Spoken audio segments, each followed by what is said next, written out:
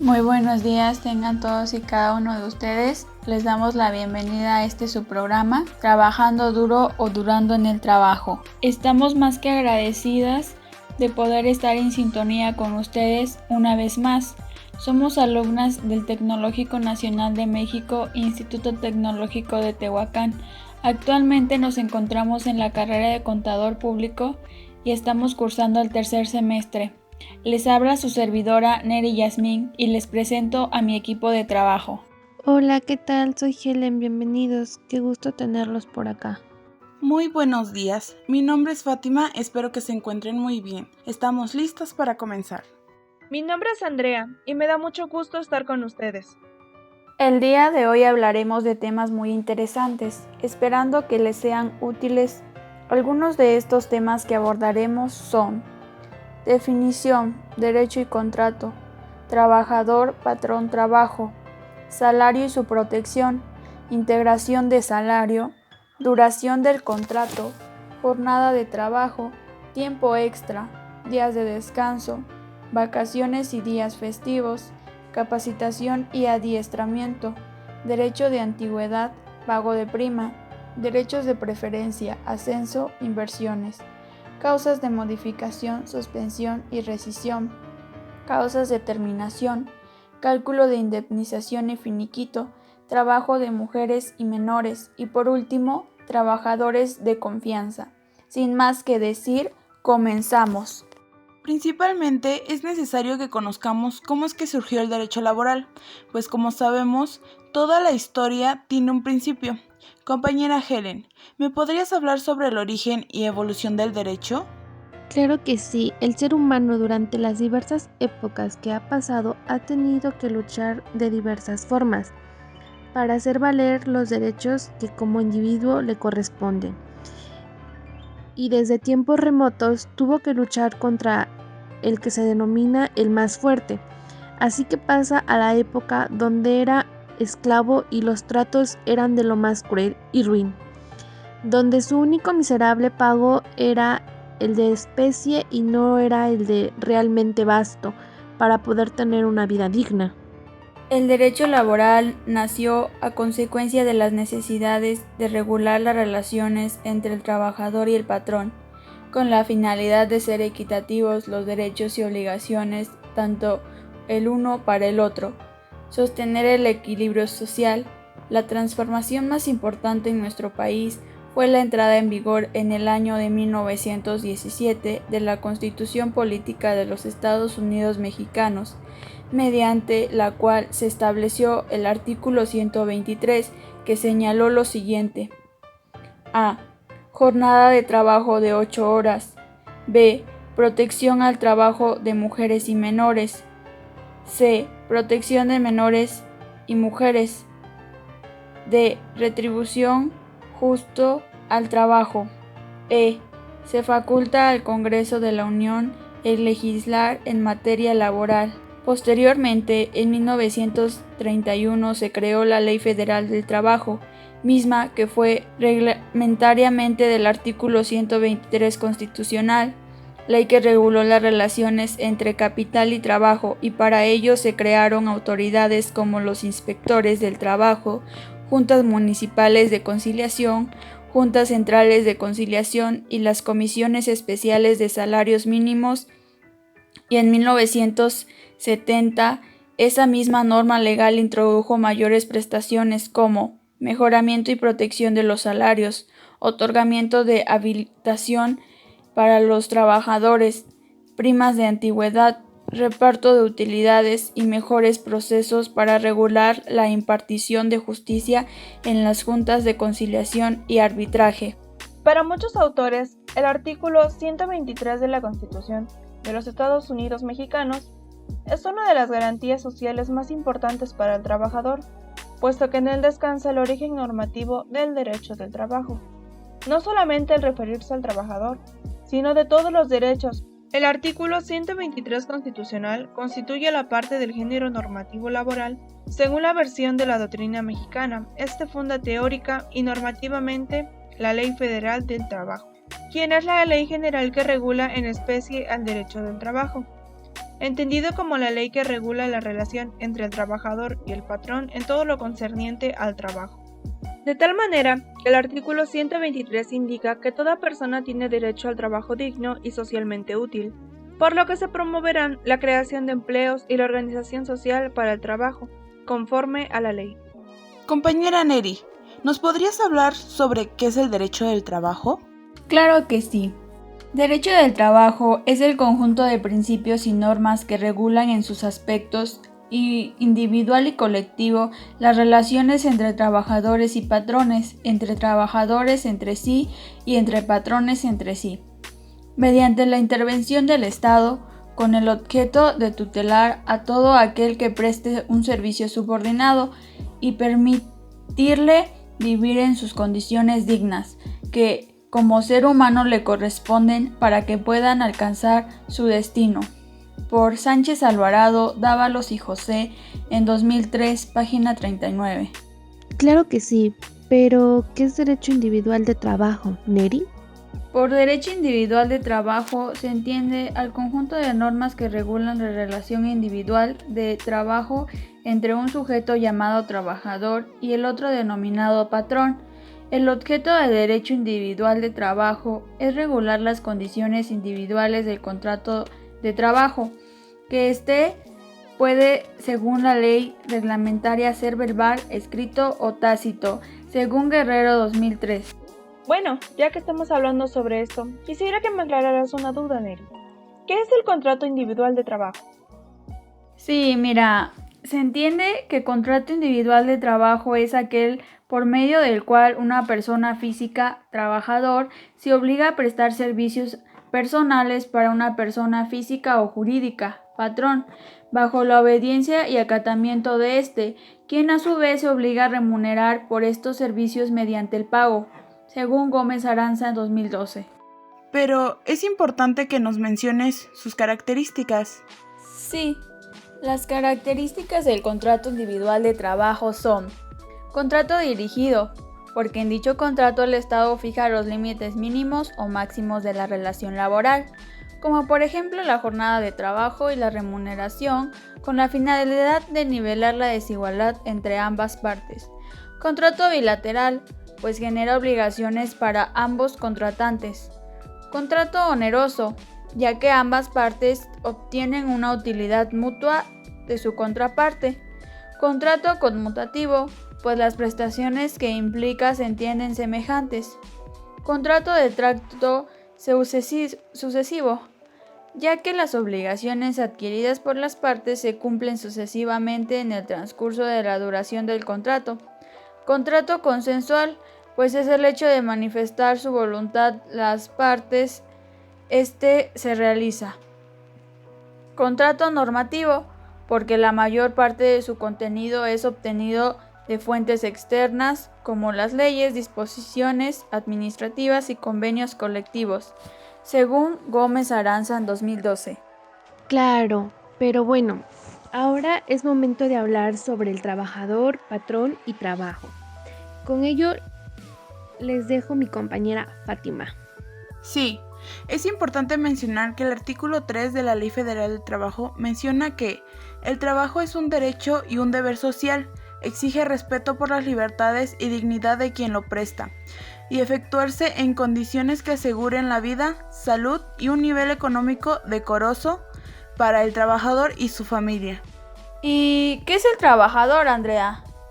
El trabajador es la persona física que presta a otra, física o moral, un trabajo personal subordinado, artículo 8, Ley Federal del Trabajo, y dicha persona física que presta sus servicios personales voluntariamente a cambio de una remuneración económica.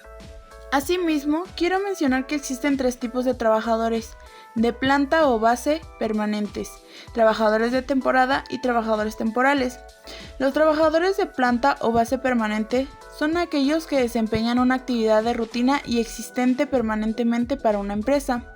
Los trabajadores de temporada son aquellos que realizan actividades solo durante determinadas épocas del año. Y por último, los trabajadores eventuales son aquellos que realizan temporalmente una labor continua. Ahora hay que definir qué es el patrón de acuerdo al artículo 10 de la Ley Federal de Trabajo.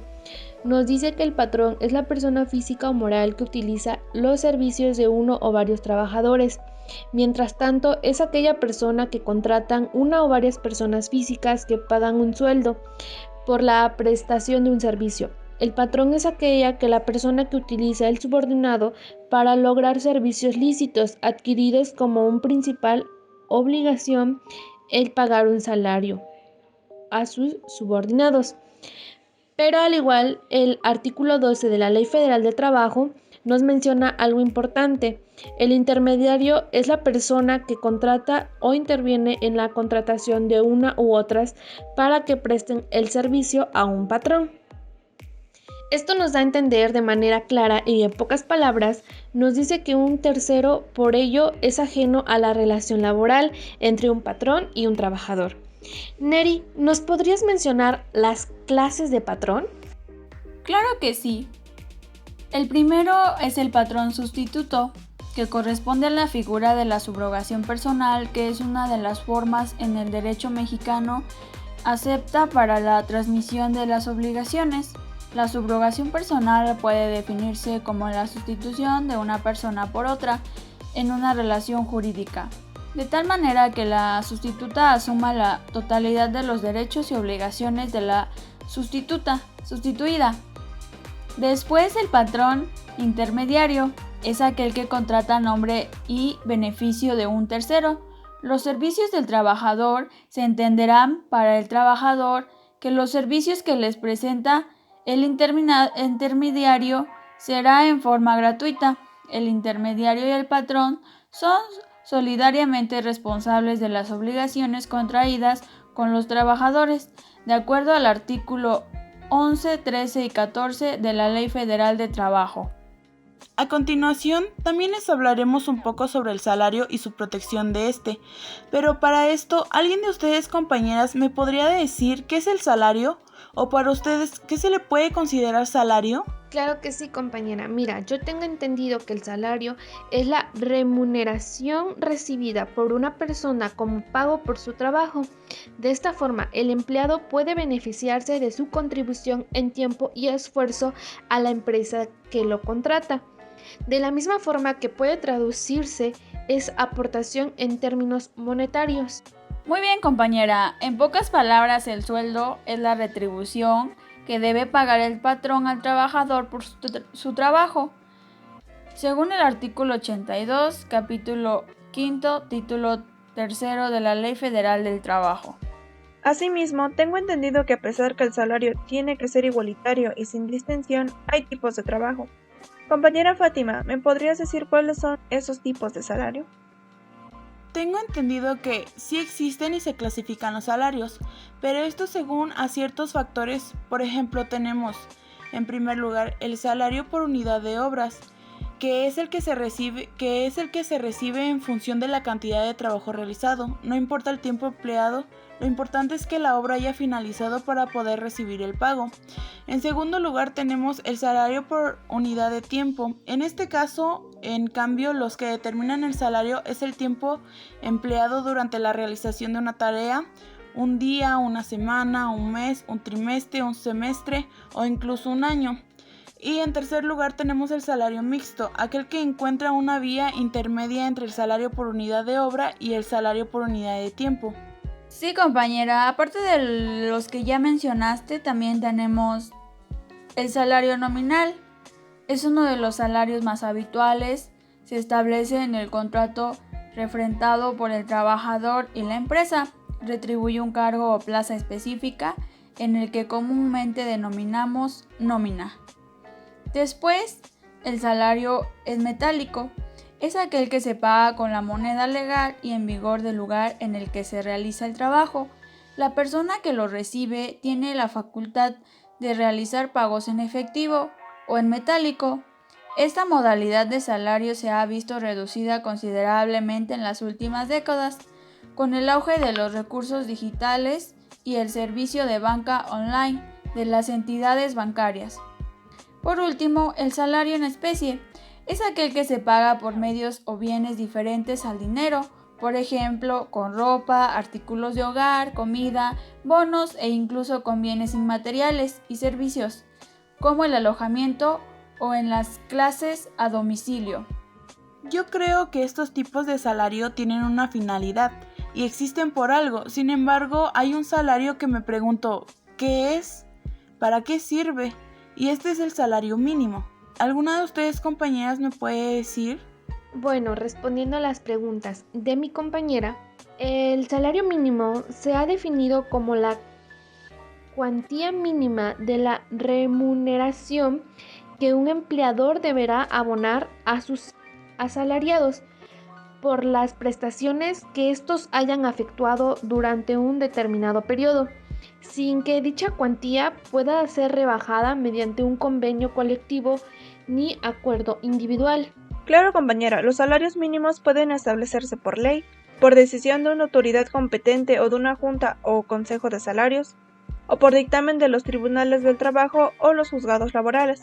Los salarios mínimos también se pueden fijar dando fuerza de ley a las disposiciones pertinentes contenidas en los convenios colectivos.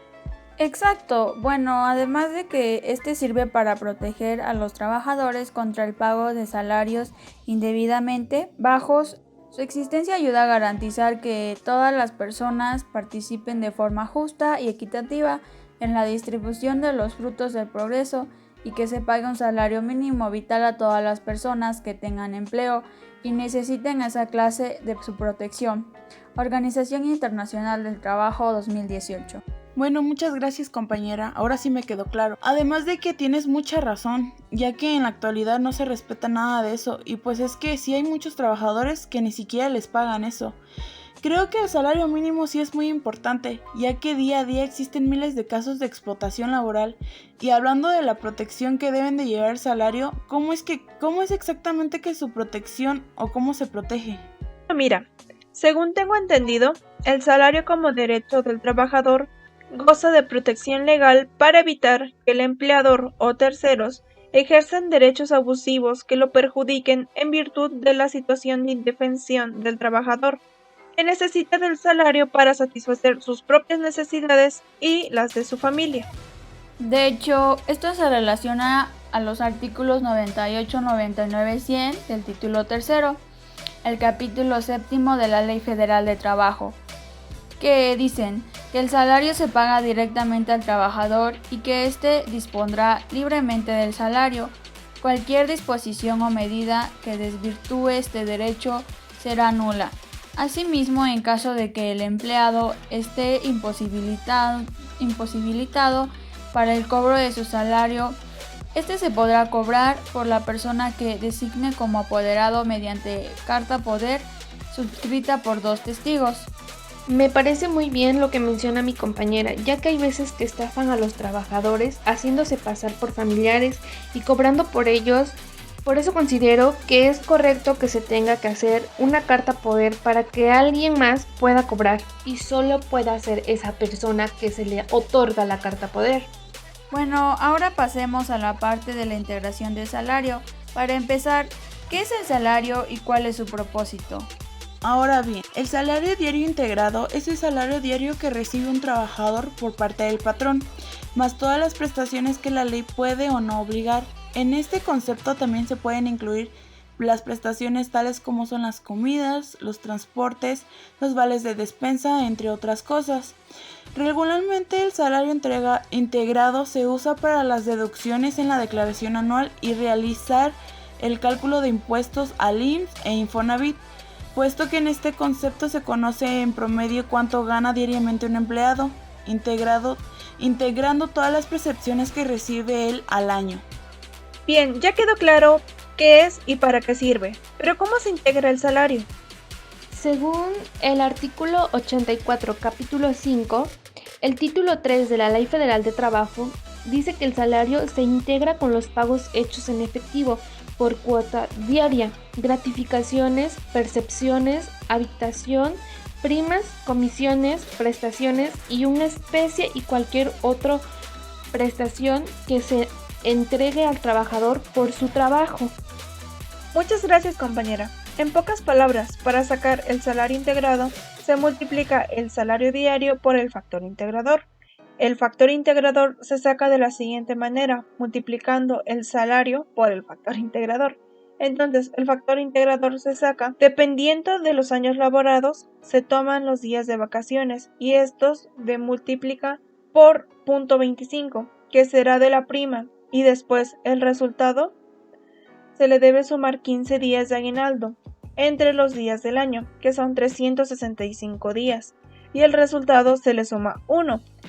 Eso sería el factor integrador, que es el que se multiplicará con el salario base. Vamos a enfocarnos un poco más en el tema sobre duración del contrato. Iniciando con esto, quiero empezar a explicar cómo determinar el contrato con base de los elementos de la relación laboral. El primero de ellos es el trabajador, quien será la persona física que presta a otra, bien sea física o moral, un trabajo personal subordinado.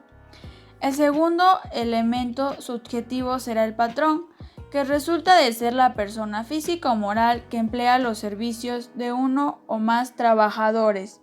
Finalmente, el último elemento del contrato será la remuneración o pago, que constituye el derecho que tiene que recibir una retribución por la prestación de servicios físicos o intelectuales, según Gómez Aranza 2012. Claro, completamente la información de mi compañera. También existe diferentes tipos de contrato. Por tiempo indeterminado. Este tipo de contrato no se encuentra sujeto a tiempo, es decir, que mediante este contrato el trabajador presta su servicio sin que éste tenga el vencimiento expreso. Por obra determinada, este tipo de contrato se da cuenta de un trabajador que es un contado por el patrón únicamente por una obra en específico. Por ejemplo, la construcción de una casa, habitación. Por obra determinada, este contrato lo expresa el trabajador que su trabajo será cuántas obras tenga que realizar o elaborar, sujetando únicamente a la terminación de la o de las obras en concreto. Por temporada. En este contrato de trabajador presta su servicio durante un tiempo que dure la temporada, por ejemplo, cosecha de caña. Evento, este trabajador desarrolla el trabajador cuando así sea necesario por parte de un patrón, ejemplo, un mecánico, un técnico en computación. Portando dentro de lo que hablan mis compañeras, podemos mencionar algunas leyes que se rigen a la duración del trabajo, como el artículo 58 de la Ley Federal del Trabajo. La jornada de trabajo es el tiempo durante el cual el trabajador está a disposición del patrón para presentar su trabajo. Artículo 59 de la Ley Federal del Trabajo. El trabajador y el patrón fijarán la duración de la jornada de trabajo sin que pueda exceder los máximos legales. Los trabajadores y el patrón podrán repartir las horas de trabajo a fin de permitir a los primeros el reposo del sábado en la tarde o cualquier modalidad equivalente. Artículo 64 de la Ley Federal del Trabajo. Cuando el trabajador no pueda salir del lugar donde presta sus servicios durante las horas de reposo o de comidas, el tiempo correspondiente le será computado como tiempo efectivo de la jornada de trabajo. Artículo 68 de la Ley Federal del Trabajo. Los trabajadores no están obligados a presentar sus servicios por un tiempo mayor del permitido de este capítulo. La prolongación del tiempo extraordinario que exceda de 9 horas a la semana obliga al patrón a pagar al trabajador el tiempo excedente con un 200% más del salario que corresponda a las horas de la jornada, sin perjuicio de las sanciones establecidas en esta ley. ¿Qué es la jornada de trabajo? De acuerdo a la Ley Federal del Trabajo, se encuentra en la ley en el artículo 58.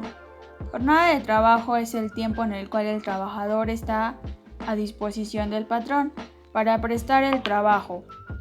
Actualmente el trabajador puede presentarse a su trabajo si el patrón no le ordena que desempeñe determinada actividad.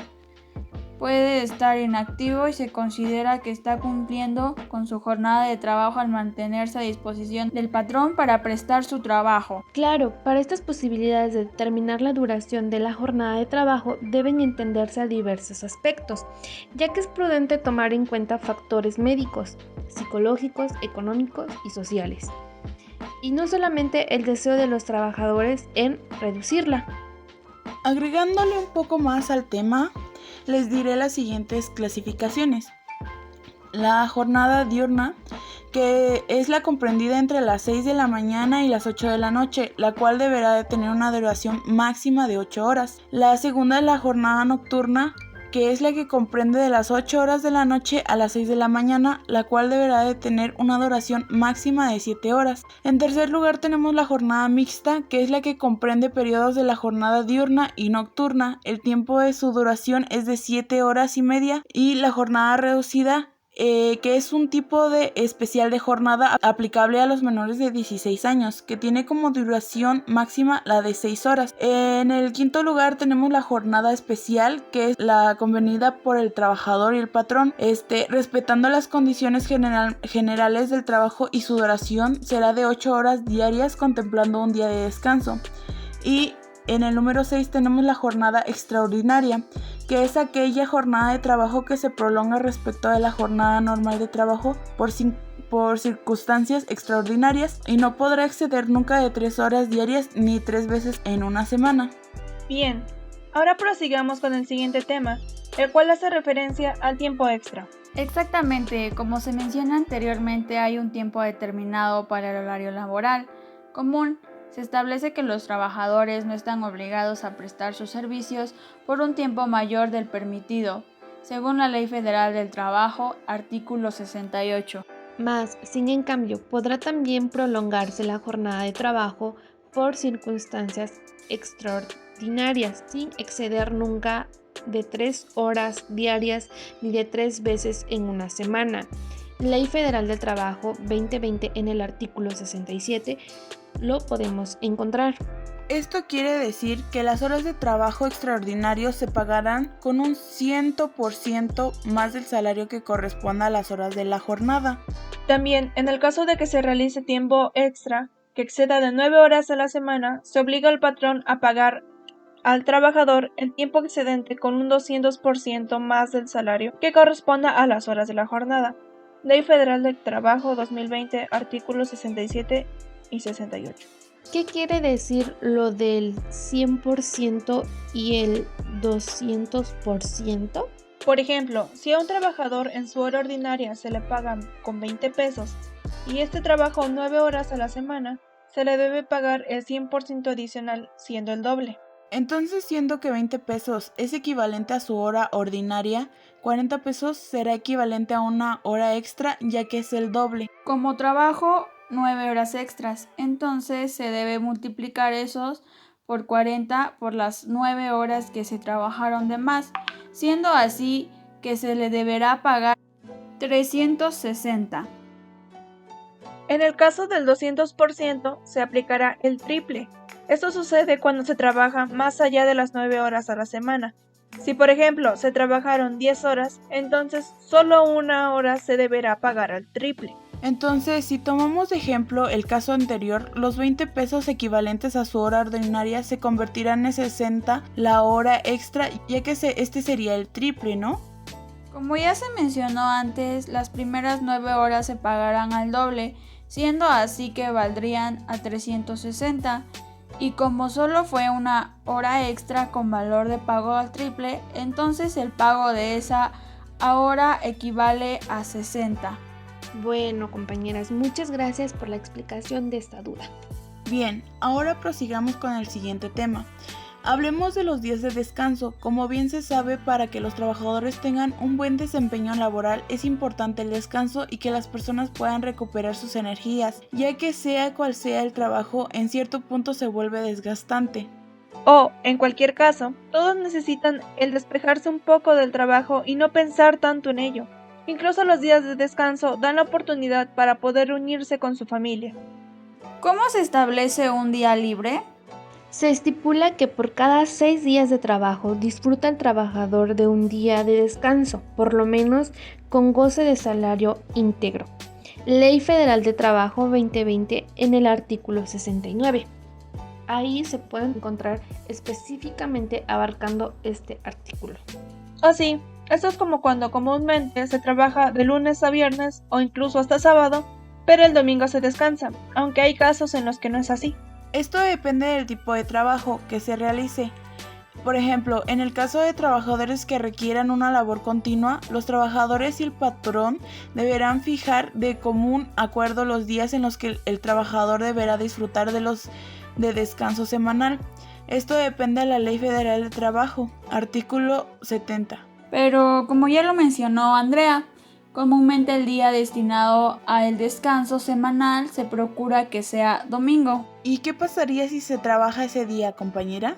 Se tendrá derecho a una prima adicional de un 25% por lo menos sobre el salario de los días ordinarios del trabajo. Artículo 71, Ley Federal del Trabajo. ¿Y si se le pide al trabajador a prestar sus servicios un día de descanso y no quiere ir? No se está en la obligación, pero si el patrón quebranta esta disposición, se le tendrá que pagar al trabajador independientemente del salario que le corresponda por el descanso, un salario doble por el servicio prestado. Esto lo encontramos en la Ley Federal de Trabajo 2020, artículo 73. Bien, ahora me queda claro cómo funcionan los días de descanso, pero ¿qué pasa con las vacaciones? O incluso, ¿qué pasa con los días festivos? He conocido personas que de todas formas trabajan esos días. ¿Cómo se puede regular eso? Pues bien, primero hablemos de las vacaciones. Estas se determinan por el tiempo que una persona haya presentado sus servicios. Sí, así es. Los trabajadores que tengan más de un año servicios disfrutarán de un periodo anual en vacaciones pagados, que en ningún caso podrá ser inferior a 6 días laborales y que aumentará en 2 días laborales hasta llegar a 12 por cada año subsecuente de servicios. Esto lo tenemos que tomar en cuenta en la Ley Federal de Trabajo del 2020, artículo 76. Eso quiere decir que el primer año de servicio se tendrán 6 días de vacaciones, en el segundo año de servicio se añadirán 2, lo cual te generará 8 días de vacaciones. En el tercer año de servicio se añadirán 2 más, lo cual te generará 10 días de vacaciones. Y finalmente, en el cuarto año de servicio se añadirán los 2 días faltantes, lo cual te generará 12 días de vacaciones. Después del cuarto año, el periodo de vacaciones aumentará en 2 días por cada 5 de servicios, y en caso de los trabajadores que presten servicios discontinuos y los de temporada tendrán derecho a un periodo anual de vacaciones, en proporción al número de días de trabajados en el año, según el artículo 76 y 77 de la Ley Federal del Trabajo. Por lo menos, ¿cuántos días continuos de vacaciones deben de tener? Los trabajadores deberán disfrutar en forma continua 6 días de vacaciones por lo menos.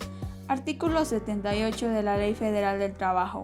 ¿Y si se quiere pagar esos días en lugar de dar el tiempo vacacional? Las vacaciones no podrán compensarse con una remuneración, solo en el caso de que la relación de trabajo termine antes de que se cumpla el año de servicios. En ese caso, el trabajador tendrá derecho a una remuneración proporcionada al tiempo de servicios prestados. Ley Federal del Trabajo 2020, artículo 79. ¿Y su pago? En estos casos, los trabajadores tendrán derecho a una prima no menor de 25% sobre los salarios que les corresponden durante el periodo de vacaciones. Esto lo encontramos en la Ley Federal de Trabajo 2020 en el artículo 80. Pero todavía me queda una duda. ¿Desde qué momento se puede considerar el goce de vacaciones? Estas se consideran dentro de los 6 meses siguientes al cumplimiento del año de servicios. Los patrones entregarán anualmente a sus trabajadores una constancia que contenga su antigüedad y de acuerdo con ella el periodo de vacaciones que les corresponda y la fecha en que deberán disfrutarlo. Artículo 81 de la Ley Federal del Trabajo. Muchísimas gracias, compañera, me quedó muy claro. Ahora bien, con respecto a los días obligatorios de descanso, estos se encuentran establecidos en el artículo 74 de la Ley Federal de Trabajo. Oh sí, se comienza el 1 de enero, se prosigue con el primer lunes de febrero en conmemoración del 5 de febrero, después se tiene el tercer lunes de marzo en conmemoración al 21 de marzo. Así es, compañera. Después se cuenta con el 1 de mayo Y como anteriormente pasamos el 16 de septiembre, continúa el tercer lunes de noviembre, en conmemoración del 20 de noviembre. Así que los últimos serían el 25 de diciembre, ¿no es así? Sí, pero además hay dos casos que suceden en tiempos específicos, como el 1 de diciembre, pero esto sucede cada 6 años cuando corresponde a la transmisión de Poder Ejecutivo Federal. De cualquier forma, se encuentra el que determinen las leyes federales y locales electorales, en el caso de elecciones ordinarias para efectuar la jornada laboral. ¿Qué pasa si el día de descanso obligatorio coincide con el día que determinan las leyes federales y locales electorales? En el caso de elecciones ordinarias para efectuar la jornada electoral. En este caso, todas y todos los trabajadores podrán tomarse el tiempo para ir a ejercer su voto. Posterior a esto, podrán dirigirse a sus lugares de trabajo siempre y cuando no forme parte del proceso electoral, tal como lo establece el artículo 123 de la Ley Federal del Trabajo en la fracción 9. Compañeras, ¿alguien de ustedes me podría explicar de qué trata la capacitación y el adiestramiento? Sí, pues los patrones tienen la obligación de proporcionar a los trabajadores y estos a recibir la capacitación o el adiestramiento en su trabajo que le permite evaluar su nivel de vida, su competencia laboral y su productividad, conforme a los planes programados formulados de común acuerdo por el patrón y el sindicato o la mayoría de sus trabajadores. Artículo 153 de la Ley Federal del Trabajo. La capacitación tendrá por objeto preparar a los trabajadores de nueva contratación y a los demás interesados en ocupar las vacantes o puestos de nueva creación. Artículo 153b de la Ley Federal del Trabajo.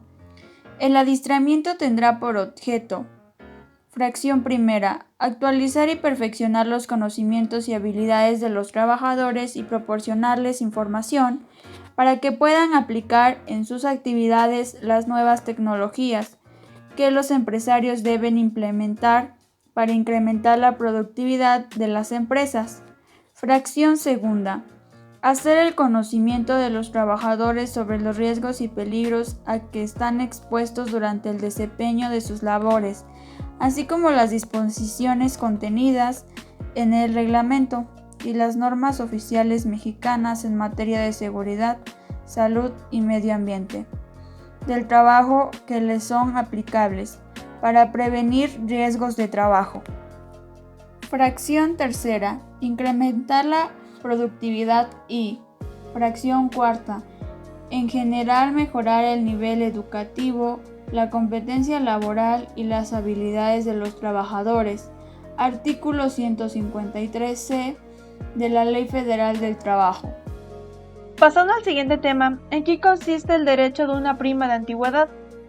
De acuerdo al artículo 162 de la Ley Federal del Trabajo, los trabajadores de planta tienen derecho a una prima de antigüedad que consistirá en el importe de 12 días de salario por cada año de servicios. Bien, compañera, ahora ¿alguien de ustedes me podría decir qué es el derecho de preferencia? Claro, compañera, el derecho de preferencia es la facultad que la ley o un convenio confiere a determinadas personas con preferencia de otras para la adquisición de ciertos bienes. Es el caso de la adquisición de nuevas emisiones de acciones por los socios de una sociedad comercial. Ahora bien, Neri, ¿me podrías decir sobre qué se puede pactar este derecho? Claro, compañera, el derecho de preferencia se puede pactar en 3 escenarios posibles, frente a los cuales pueden acordarse este derecho. 1. La negación de acciones. El accionista que pretenda enajenar sus acciones deberá ofrecerlas en primer lugar a los accionistas o a estos y la sociedad, conforme como se estipule el texto de los estatutos. Segunda, la suscripción de acciones. Por regla general, cada accionista tiene derecho a suscribir preferencialmente las acciones y las emisiones que realice la sociedad. Tercera, La negación del derecho de suscripción de acciones. Los accionistas pueden por ley negociar su derecho a suscribirse acciones desde el momento del aviso de la oferta. No obstante, dicho derecho puede limitarse pactando el derecho de preferencia con el contrato social. Por otro lado, también tenemos el derecho al ascenso, que en pocas palabras, esto es como su nombre lo indica. La ley dice que los empleados tienen derecho a subir de puesto cuando existe una vacante o se crea un nuevo puesto, pero no es una obligación del patrón dar el ascenso a sus colaboradores. Lo que establece el artículo es que los trabajadores tienen derecho a ser tomados en cuenta en el proceso interno. Es decir, existen muchos factores que la empresa debe tomar en cuenta, la productividad y las aptitudes para el puesto, pero la antigüedad y el ser sostén económico de una familia pueden influir mucho. Entonces aquí, por ejemplo, podría ser si supongamos que llevamos 3 años en la empresa y tienes un compañero que lleva 1 año y medio, ambos tienen la misma productividad, sin embargo tu compañero tiene más aptitudes para el puesto, por lo que Recursos Humanos podría darle el puesto a él. Si los dos tuvieran las mismas productividad y fueran igual de aptos para el puesto, quien tenga más tiempo en la empresa será el candidato a más oportunidades. Sin embargo, aunque esto se oye muy bonito y se escucha perfecto y muchos están pensando, uy, sí, me van a dar un ascenso. Sabemos que esto en la vida real no es ni siquiera ni se le acerca a nada, ya que la mayoría de veces se le da la oportunidad a aquellas personas que son solamente familiares del jefe o son personas muy cercanas o conocidas a ellos. Pero de ahí es muy raro que les den este ascenso a las personas que de verdad se lo merecen y que han trabajado muy duro para llegar hasta donde están. Aunque esto también lo podemos ver en el artículo 159 de la Ley Federal del Trabajo, que dice: las vacantes definidas, las provisionales con duración mayor de 30 días y los puestos de nueva creación serán cubiertos por el trabajador que tenga la categoría o rango inmediato inferior, así como mayor capacitación con mayor antigüedad, demuestre mayor aptitud, acredite mayor productividad y sea apto para el puesto. Después de lo ya hablado, hay una duda que tengo, que es ¿hasta qué punto la empresa puede modificar las circunstancias laborales del trabajador? O sea, ¿cómo puede hacerlo y qué opciones existen como respuestas a esta situación? El empresario puede modificar las condiciones de trabajo de manera unilateral y por tanto sin la aprobación del trabajador ni justificación, siempre y cuando se trate de cambios que puedan considerar como no sustanciales o superfluos. Todo ello dentro del poder de dirección empresarial. Artículos 5 y 20, Estatuto de los Trabajadores. Por otro lado, el empresario puede a través de la modificación sustancial de las condiciones de trabajo realizar cambios de mayor entidad en las condiciones de trabajo de su empleado, siempre que exista una justificación de lo mismo como consecuencia de las necesidades de la empresa, ya sean índole económica, técnica, organizativa o producción. Estas modificaciones, al contrario que las anteriores, deben seguir procedimientos regulados en el artículo 41, el Estatuto de los Trabajadores, y puede tener carácter colectivo o individual, dependiendo de la entidad de personas a las que afecten dicha modificación. Además, también sé que tendrán una consideración de modificaciones sustanciales de las condiciones de trabajo, entre otras, las que afecten a las siguientes materias: jornada de trabajo, horario y distribución del tiempo de trabajo, régimen de trabajo a turnos, sistema de remuneraciones y cuantía salarial, sistema de trabajo y rendimiento, funciones y cuando excedan de los límites que para la movilidad funcional prevé, según el artículo 39 de esta ley. Sobre todo, es muy importante diferenciar si se trata de una modificación u otra, ya que las consecuencias son muy diferentes y las acciones a ejecutarse también. A pesar de lo anterior, es cierto que es complicado determinar cuánto estamos ante una situación o ante otra. Por otro lado, tenemos la suspensión de labores. Pero mi pregunta es: ¿en qué casos se da esta suspensión? Según el artículo 42 de la Ley Federal de la Ley del Trabajo, nos dice que: fracción primera, la enfermedad contagiosa del trabajador. Fracción segunda, la incapacidad temporal ocasionada por un accidente o enfermedad que no constituye un riesgo de trabajo. Fracción tercera, la prisión preventiva del trabajador, seguida de sentencia absolutoria. Si el trabajador obró en defensa de la persona o de los intereses del patrón, tendrá éste la obligación de pagar los salarios que hubiese dejado de percibir aquel. Fracción cuarta, el riesgo del trabajador. Fracción quinta, el cumplimiento de los servicios y el desempeño de los cargos mencionados en el artículo 5 de la Constitución y el de las obligaciones consignadas en el artículo 31, fracción tercera de la misma Constitución.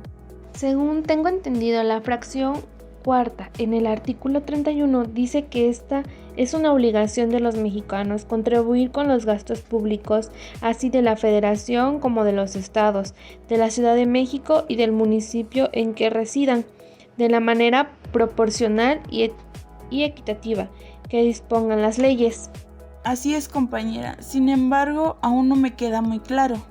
Pues mira, compañera, también el artículo 43 de la Ley Federal de Trabajo, que dice que la suspensión que se refiere al artículo 42 surtirá efectos. 1. En los casos de las fracciones del 1 al 2, el artículo anterior desde la fecha en el que el patrón tenga conocido la enfermedad contagiosa o de la que se produzca incapacidad para el trabajo hasta que termine el periodo fijado por el Instituto Mexicano del Seguro Social.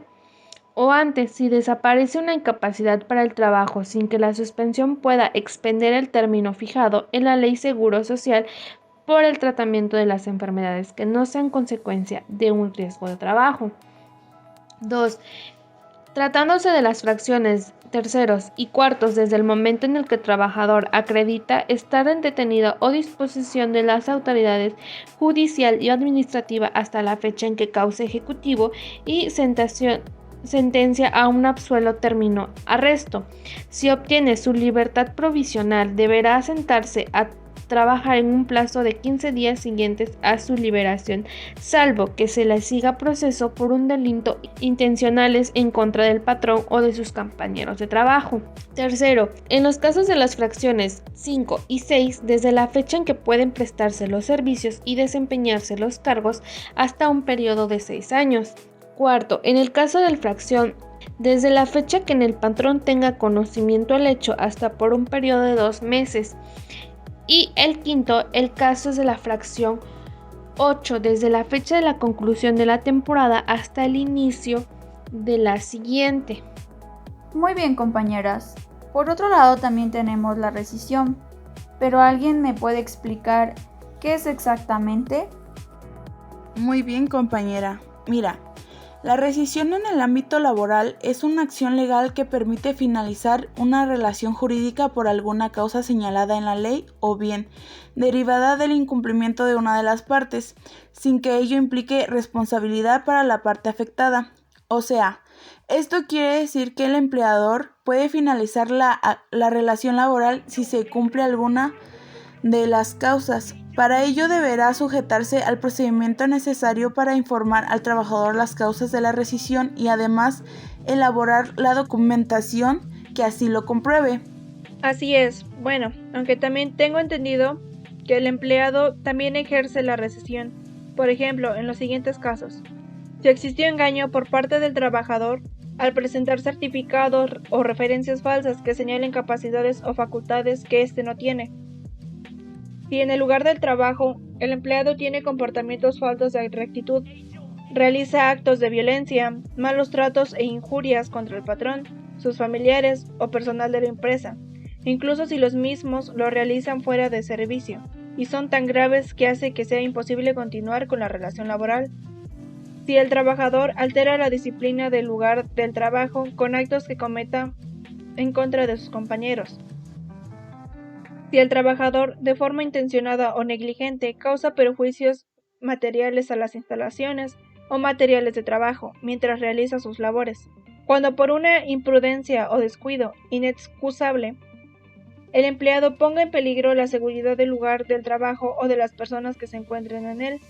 Si el trabajador comete actos inmorales en el lugar del trabajo, O bueno, al menos, esos son uno de los casos en los que tengo entendido el empleador puede ejercerlo. Bueno, en pocas palabras, la parte que pida rescisión por el incumplimiento de su contraparte o por darse alguna de las causas que señala la ley y así lo compruebe, no tendrá responsabilidad alguna por hacerlo. Los trabajadores también pueden ejercitar la acción de rescisión por causas análogas a las que se mencionaron anteriormente. Ahora bien, las causas de la suspensión temporal de las obligaciones de prestar el servicio y pagar el salario sin responsabilidad para el trabajo y el patrón según la Ley Federal de Trabajo son las siguientes. 1. Que el trabajador presente una enfermedad contagiosa. 2. Que el trabajador presente incapacidad temporal originada por un accidente o enfermedad que no constituya un riesgo de trabajo. 3. Precisión y preventiva del trabajo que traiga aparejada un sustento absolutario. 4. El arresto de un trabajador. 5. El cumplimiento de un servicio a cargo público por parte de un trabajador. 6. Que el trabajador sea designado representante ante los organismos estatales y a las juntas. 7. Que falte alguno de los documentos necesarios para la prestación del servicio que exija a las leyes reglamentarias y que cuando sea imputable el trabajador, escrito por Rodolfo Gómez, página 118. También llegamos a tener despido justificado. Causales. La Ley Federal del Trabajo en su artículo 47 nos refiere que son causas de rescisión de la relación de trabajo sin responsabilidad para patrón, engañar al trabajador o en su caso el sindicato que lo hubiese propuesto o recomendado con certificados falsos o referencias en los que se atribuyan al trabajador capacidad, aptitudes o facultades que carezca. Esta causa de rescisión dejará de tener efecto después de 30 días de prestar sus servicios el trabajador. La primera fracción, incurrir el trabajador durante sus horas laborales en faltas de prioridad u honradez, en actos de violencia, amagos, injurias o malos tratamientos en contra del patrón, sus familiares o del personal directivo o administrativo de la empresa o establecimiento, salvo que medie provocación o que obre en defensa propia. Segunda fracción, si son de tal manera graves que hagan imposible el incumplimiento de la relación de trabajo. Tercera fracción, cometer el trabajador contra alguno de sus compañeros cualquiera de los actos enumerados en la fracción anterior, si como consecuencia de ello se altera la disciplina del lugar en el que se desempeña el trabajo. Cuarto, que el trabajador cometa fuera del servicio contra el patrón, sus familiares o personal directivo, administrativo, alguno de los actos al que se refiere la fracción. 5. Ocasionar al trabajador intencionalmente prejuicios materiales durante el desempeño de las labores o con motivo de ellas, en los edificios, obras, las maquinarias, instrumentos, materias primas y demás objetos relacionados con el trabajo. Y por último, fracción sexta.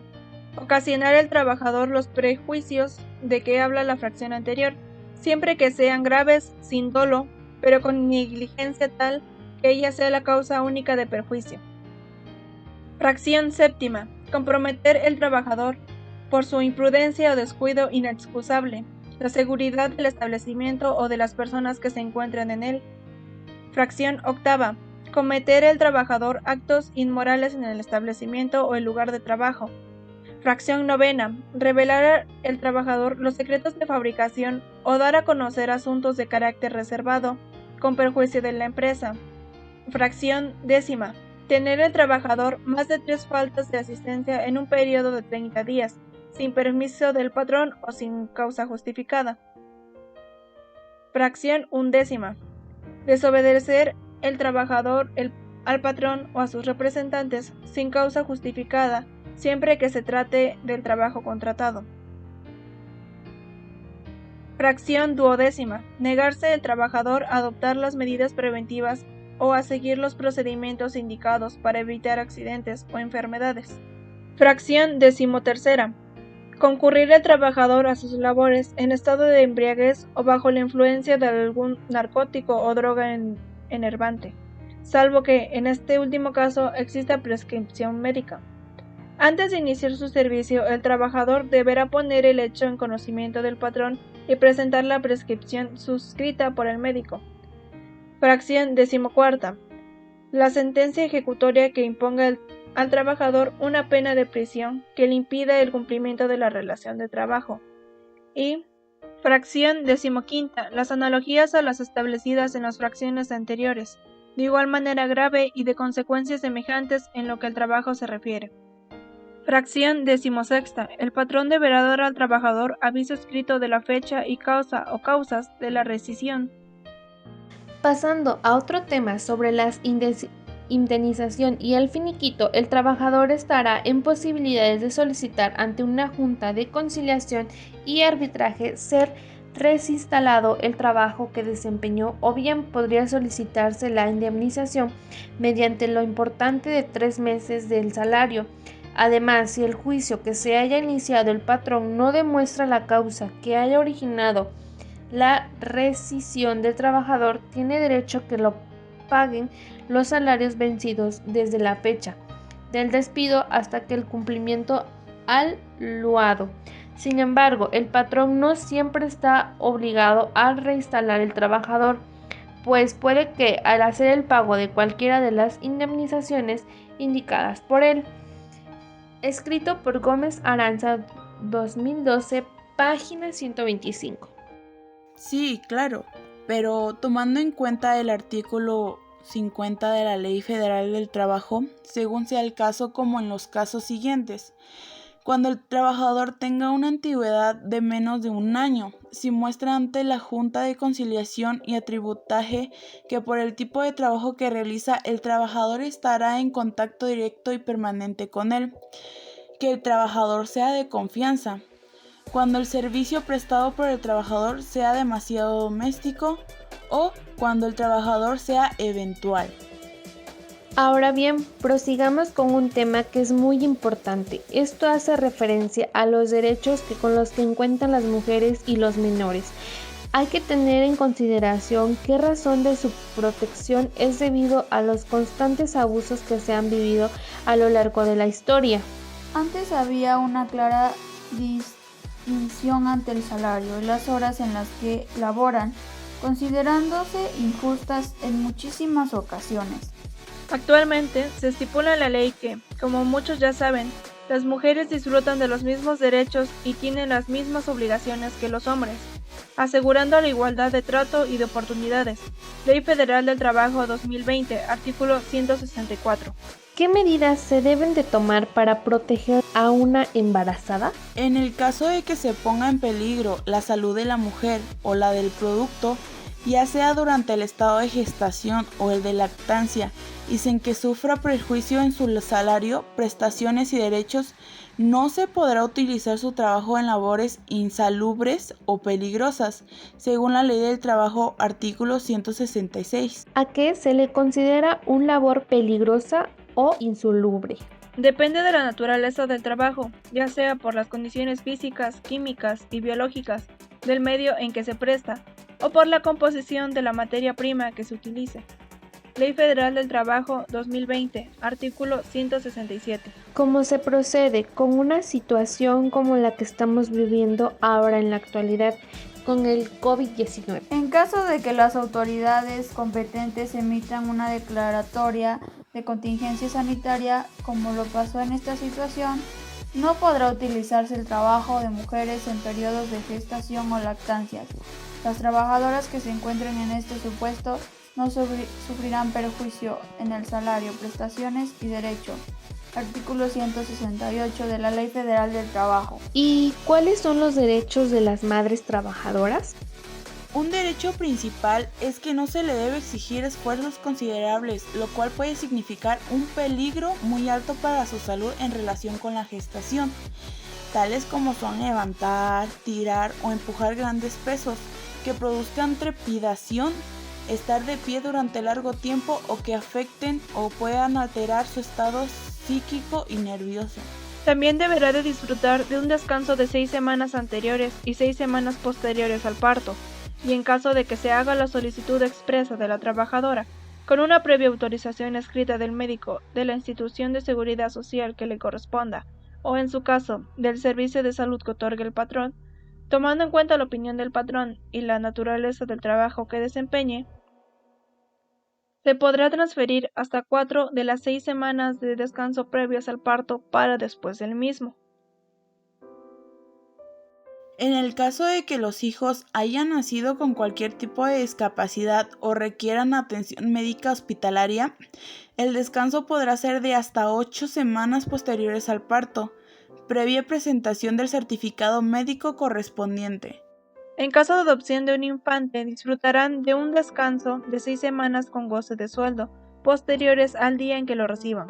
En el periodo de lactancia tendrán 2 reposos extraordinarios por día, de media hora cada uno, para alimentar a sus hijos, en un lugar adecuado e higiénico que designe la empresa o bien, cuando esto no sea posible, previo acuerdo con el patrón se reducirá a 1 hora de su jornada de trabajo durante el periodo señalado. Durante los periodos de descanso se deberá percibir su salario integrado, además que, en los casos de prórroga, se tendrá derecho al 50% de su salario por un periodo no mayor de 60 días. Finalmente, deben poder regresar al puesto que desempeñaban, siempre que no haya transcurrido más de 1 año de la fecha del parto, y de igual forma el que se computen en su antigüedad los periodos pre- y postnatales. Ley Federal del Trabajo 2020, artículo 170. Ahora bien, ya habiendo explicado el caso de las mujeres, ¿cómo funciona con el trabajo de menores? Como se sabe, en la actualidad muchos menores de edad buscan trabajo con la esperanza de poder solventar las necesidades que tengan, en caso de no contar con los recursos suficientes. Así que es importante el regular el cómo deben ser tratados, los horarios que les corresponden y los lugares donde se pueden desempeñar. Pues bien, para empezar, el trabajo de los menores queda sustento a vigilancia y protección especiales de las autoridades del trabajo tanto federales como locales.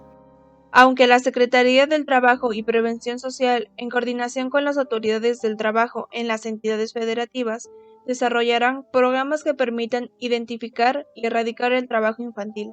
Ley Federal del Trabajo 2020, artículo 173. También, puesto que no están regulados por un contrato, no se les puede generar la que son los beneficios de un seguro. Así que los mayores de 15 y menores de 18 años deberán obtener certificado médico que acrediten su aptitud para el trabajo y someterse a los exámenes médicos que periódicamente ordenan las inspecciones de trabajo. Esto lo encontramos en la Ley Federal de Trabajo del 2020 en el artículo 174. ¿Y qué pasa si no se le da certificado? Ningún patrón podrá utilizar sus servicios. ¿Qué no pueden desempeñar los trabajadores de 18 años? Pues bien, principalmente esta es la que no pueden brindar servicios en expendio de bebidas embriagantes de consumo inmediato. Teniendo como otro factor importante en que no pueden realizar trabajos susceptibles de afectar su moralidad o sus buenas costumbres. Tampoco podrán realizar labores peligrosas o insalubres, o aquellos trabajos superiores a sus fuerzas, y en los que puedan impedir o retardar su desarrollo físico normal, entre todos los demás que determinen las leyes. Actualmente se estipuló lo que ocurre en una temporada de contingencia como la que estamos viviendo actualmente, en la cual se determina que no se podrá el uso de menores de 18 años y siendo que esto no causará prejuicios en el salario, prestaciones y derechos. ¿Cuál es su jornada de trabajo estipulada? Los menores de 16 años no podrán exceder de 6 horas diarias. Deberán dividirse en un periodo máximo de 3 horas. Entre los distintos periodos de la jornada disfrutarán de reposos de 1 hora por lo menos. Artículo 177 de la Ley Federal del Trabajo. ¿Cómo funciona con ellos las horas extras? Queda prohibido la utilización de trabajo de los menores de 18 años en horas extraordinarias y en los días domingos y de descanso obligatorio.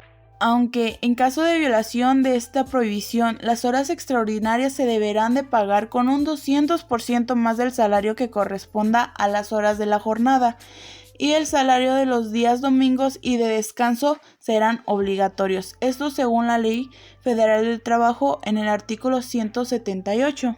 También hay que considerar sus vacaciones. Los menores de 18 años disfrutarán de un periodo anual de vacaciones pagadas de 18 días laborales, por lo menos, según el artículo 179 de la Ley Federal del Trabajo. Y al igual que cualquier otro trabajador, los patrones tendrán obligaciones en el caso de que tengan a su servicio menores de 18 años. Exactamente, como se mencionó antes, aquí entra la responsabilidad de exigir que se les exhiban los certificados médicos que acrediten que están aptos para el trabajo.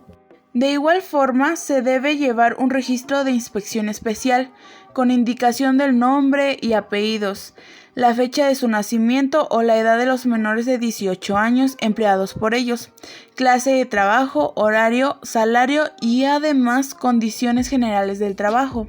Y al ser menores de edad todavía deben cumplir con su educación básica, así que se les debe distribuir el trabajo a fin de que dispongan del tiempo necesario para cumplir sus programas escolares. Así es, de igual manera es importante que de manera pertinente se le proporcione una capacitación y adiestramiento en los términos de la Ley Federal del Trabajo. También se tendrán que proporcionar a las autoridades de trabajo los informes que soliciten.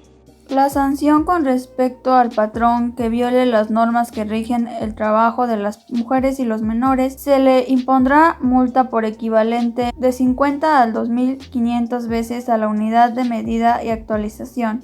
Artículo 995 de la Ley Federal del Trabajo. Finalmente, llegando ya casi al final de nuestro podcast, el último tema a tratar será el de los trabajadores de confianza, siendo este aquel que por su cargo y por las funciones que presta tiene una gran responsabilidad dentro de la estructura administrativa de la empresa, en cuanto poseen mando y jerarquía frente a los demás empleados.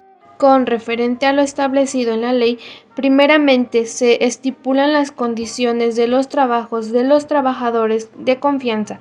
Estos serán proporcionadas por la naturaleza e importancia de los servicios que prestan y no pueden ser inferiores a los que rijan para trabajos semejantes dentro de la empresa o establecimiento. Esto se establece en la Ley Federal del Trabajo del 2020, artículo 182. Por consiguiente, los trabajadores de confianza no podrán formar parte de los sindicatos de los demás trabajadores, ni serán tomados en consideración en los recuentos que se efectúen para determinar la mayoría en los casos de huelga, ni podrán ser representantes de los trabajadores en los organismos que se integren de conformidad con las disposiciones de esta ley. Ley Federal del Trabajo 2020, artículo 183. Las condiciones de trabajo contenidas en el contrato colectivo que rijan en la empresa o establecimiento se extenderán a los trabajadores de confianza, salvo disposición en contrario consignada en el mismo contrato colectivo. Artículo 184 de la Ley Federal del Trabajo. Con respecto al patrón, él podrá rescindir la relación de trabajo si existe un motivo razonable de pérdida de la confianza. Esto según la Ley Federal del Trabajo, artículo 185.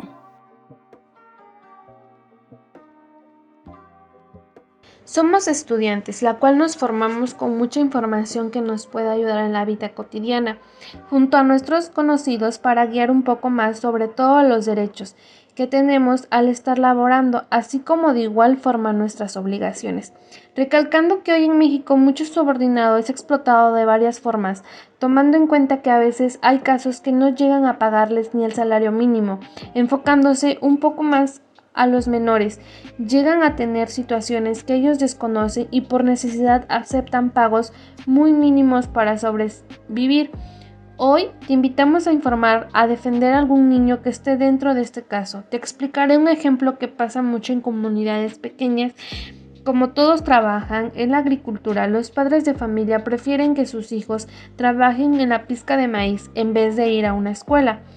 Pero la paga que se les da a veces es de 100 pesos a la semana. Esto no llega ni a ser el salario mínimo. Entonces, el deber es informarle de las leyes para exigir un poco más en la paga, ya que eso de igual forma no alcanza para mucho.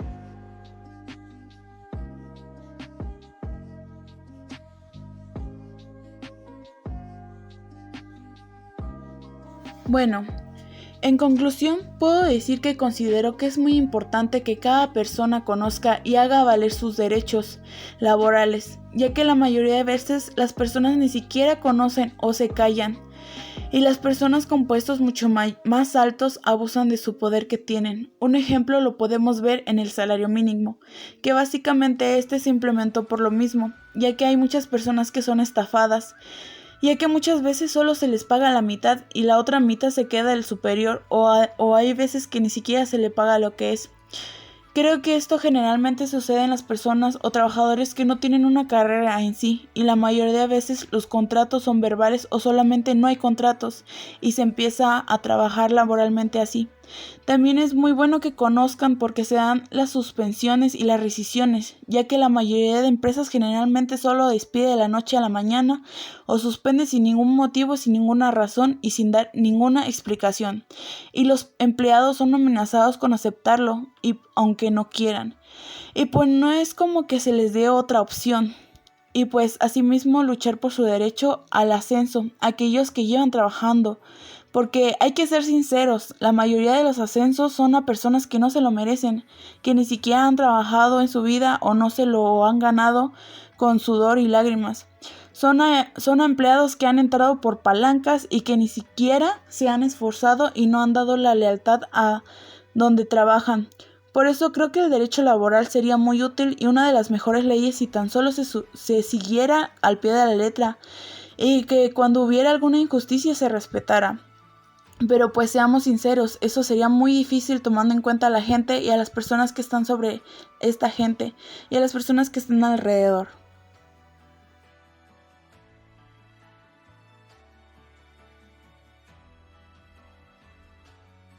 Se me permitió ampliar mis conocimientos sobre todo respecto a aspectos de cómo funciona la relación entre un trabajador y un patrón, aprendiendo específicamente de algo que desconocía, que era el cómo funcionaba el tiempo y el valor que tiene en el trabajo, la importancia y el peso con el que cuenta, siendo que es determinante en el pago dado a un trabajador al prestar sus servicios. De igual forma, percibí el cómo comúnmente se les da poca importancia a los derechos de los trabajadores, y además que gran parte de los que trabajan no son conscientes de todos los derechos que se tienen.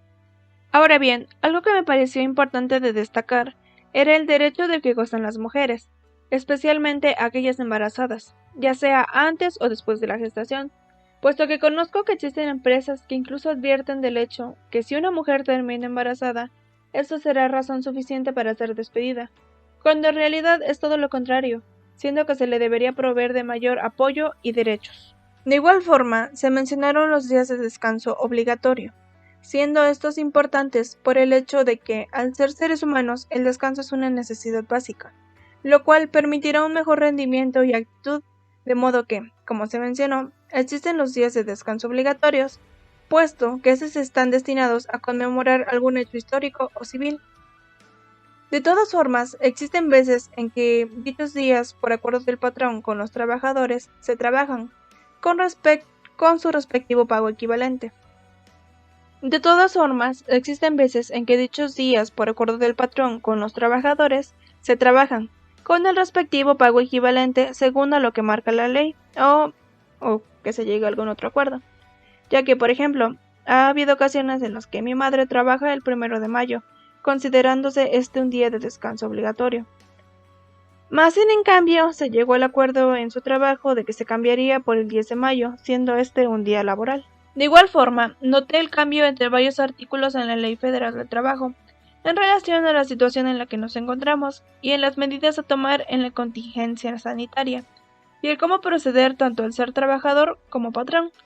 Ahora bien, con todo lo que se mencionó, me dejó con un conocimiento muy enriquecedor, esperando que de igual forma sea para aquellos que nos escuchan. Muchas veces vivimos con los ojos vendados y eso no nos deja ver más allá de lo que realmente valemos. Debemos aprender a valorarnos como personas, sea cual sea el oficio que desarrollemos. No debemos dejarnos pisotear por los demás. Simplemente nosotros cobramos por lo que los demás no saben hacer. Y así debería de funcionar. Más aún en mi carrera que actualmente curso, la cual es contador público. Mi tío Dilón me comentó que hace no muchos años, cuando se implementaron nuevas formas para la declaración de impuestos, en las cuales supuestamente ya no se necesitaba el contador para hacerlo, los profesionistas comenzaron a tener ciertas situaciones desfavorables, ya que a causa de eso los contadores tenían pocos clientes y los que de plano no tenían estaban regalando su trabajo. Con esto me refiero que con tal de tener uno que otro cliente les cobraban muy barato por hacerles sus declaraciones, o al menos no lo que era justo para un contador. Entonces es ahí donde se comenzó a hacer una polémica, pues casi era de a ver quién cobra menos, y después los clientes salían con sus pretextos para ya no pagarles bien, que aquel contador me cobra tanto, y tú me quieres cobrar más, entonces me haces un descuento, me voy con él. Entonces aquí nos damos cuenta que muchas veces por las circunstancias no pensamos en cuánto es lo que vale nuestro trabajo y toda la inversión que conllevó a lograr ser el profesional que eres, tanto en tiempo como en dinero. Debemos grabarnos una cosa bien clara: cobrar por lo que tú sabes hacer y los demás no. Bueno, además, no porque no tengas una profesión, debes dejar que te humillen o paguen lo que quieran. No, claro que no. Sea el oficio que ejerzas, asegúrate de que te estén haciendo valer tus derechos y te paguen lo justo. En la actualidad, en pleno siglo XXI, debemos mantenernos muy bien informados para no caer en ninguna injusticia que pareciera que a nuestro país le viene muy bien y día con día se cometen por no saber lo que nos merecemos. Basta, no nos dejemos pisotear por nadie.